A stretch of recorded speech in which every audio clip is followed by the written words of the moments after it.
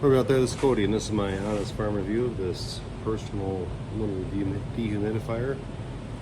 Pretty simple to put together. All I did was pretty much slide this out, and the cord and stuff is in there, and all you gotta do is plug the cord in, and there you go. The thing I did notice about it was the tank isn't really that big, but just for a smaller room, so shouldn't be that big a deal. It does have a float in there, and it's easy to pull in and out, so just like that. So that's the small personal dehumidifier.